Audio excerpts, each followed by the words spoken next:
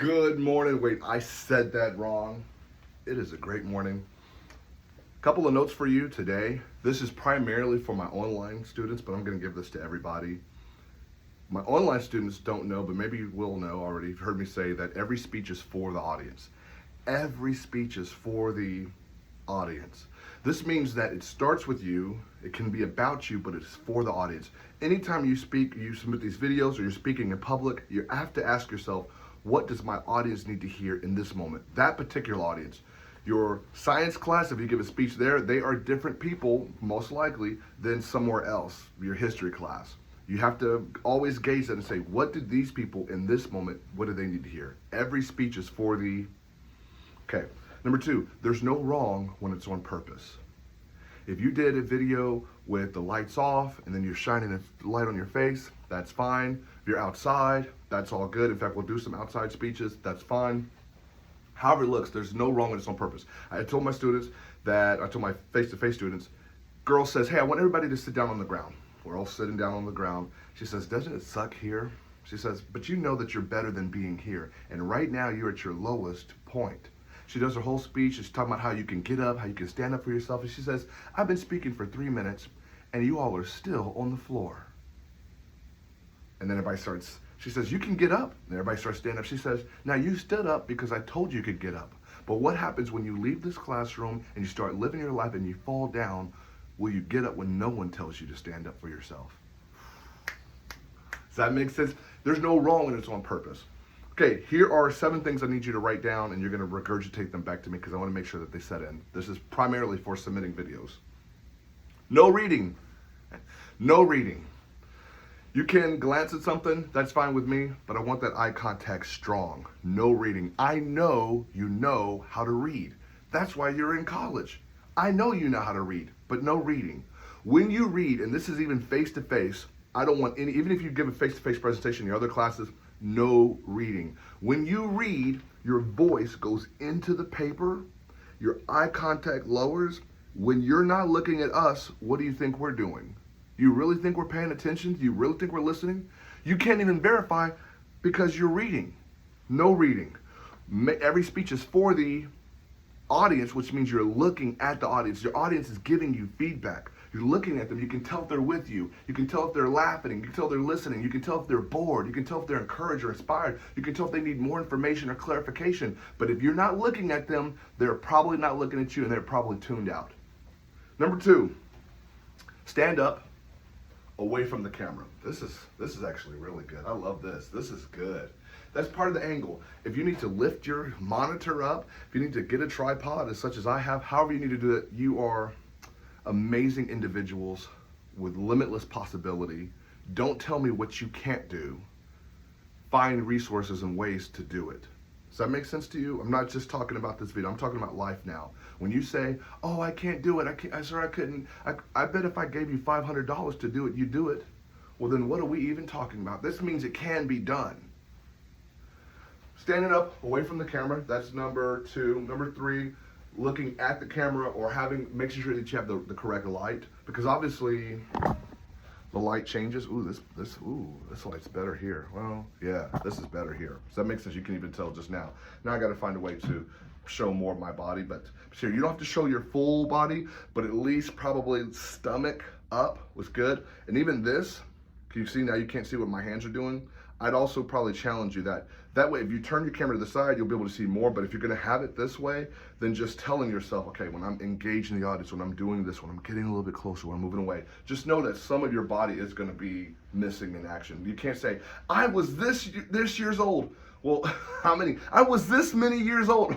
I can't see your hands. How many years? I was this. Okay, does that make sense? Okay, let's keep going. Just begin. Just begin. You don't have to say, hello, my name is, because when you submit a video, your name is there. You don't have to start with good morning. You don't have to start with you don't have to start with before I begin, just begin. You don't have to tell me the name of the assignment. You don't have to tell me the struggles you had completing the assignment, because all of that's a story. And I know that you might have gone through some things. For example, if you told me, sir, before I begin this speech, I just want to let you know, my roommate shot me. Yeah, I'm living with my grandma, and my grandma shot me. But anyway, here's my speech. I, why are you telling me go get a doctor? Go. Okay, I've seen a lot of wild things. Number 5, begin bold. The very first words out of your mouth, boom, that's when the speech starts. You press start, however that appears for you, and then you go right into it. For example, I'm going to turn around just to give myself a little more room here. For example, for your acronym videos, you were doing this. Hi, Mr. Harris, my name is James, and I'm going to talk about my word. My word was pause, and so pause, so, no, start stronger than that. What if I told you life just requires a pause? If you're going to become a better speaker and all the ideas are racing through your head and you're thinking, what am I going to say? How am I going to trip up over these words? Or what are the verbal fillers I'm going to use or not use? And what if you just paused? Today I want to share with you this one word, pause, as an acronym to help you overcome your verbal fillers. Are you ready? Let's begin. P.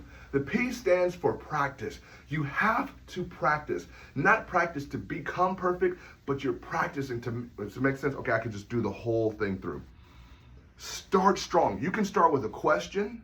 You can start with a bold statement. We've been talking about fire lines. We'll talk about more fire lines. But you can start with a fire line, however that appears for you. But the very first words, boom, I want them bold.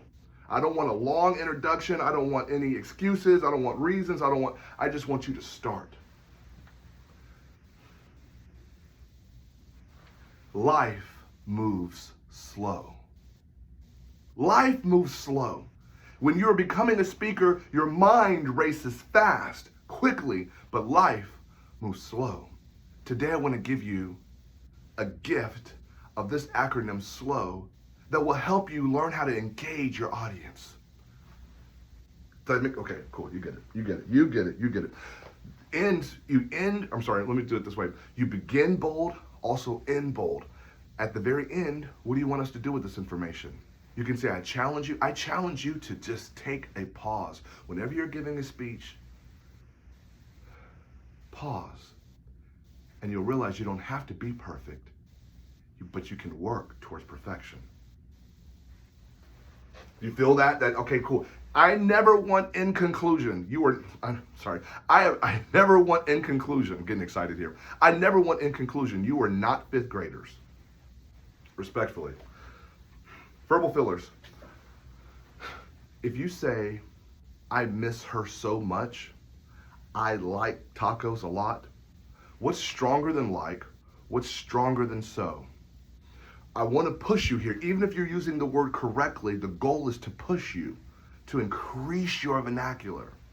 If you said, I like tacos, that might be true, but what's stronger than I like tacos? I love tacos. Bigger than that. I can't live a day without tacos. Bigger than that. If I go a week without tacos, I become a taco zombie. Whatever. You can make it a little outrageous, but you're just making it bigger. I like tacos. I don't believe you. I miss her so much. I don't believe you. What's stronger than so much? When I think about the day she walked out of my life, my heart breaks into 1,000 pieces. Do you feel that stronger? I go stronger than that. I miss her so much. No. The day she blocked me, I took my phone and I threw it to the ground in anger because I thought of the irony. I thought how ironic it was that the phone that she bought me on my birthday is now the same phone I'll never be able to hear her voice on. Do you see what we're trying to do? No, stronger than that. Last one. Some people I've noticed in online classes, particularly online classes, they don't enjoy submitting these videos. My pushback is, how do you expect to get better at something? By the practice. When you're looking at yourself, what is it about you that you don't enjoy? Well, I don't, okay, well fix it. Either work on it or don't worry about it. I don't know how else to help you. That's something for somebody. Work on it or do not worry about it. That's what we're ultimately talking about. Getting reps. You can speak in front of other people. Say, I feel more comfortable speaking in front of other people. Then have your friend videotape in the back and then you do it full out in front of an audience. That is fine with me. Because I'm talking about the reps. The reason you know how to tie your shoes is because you've just done it. You have just done it. If you turn the lights off, you know how to do it. People can be in your face, you know how to do it. Does that make sense? Then we're talking about getting the reps. We're talking about more reps. More reps. There's no test in this class. There are no quizzes. It is just you versus you getting better. Let's do this.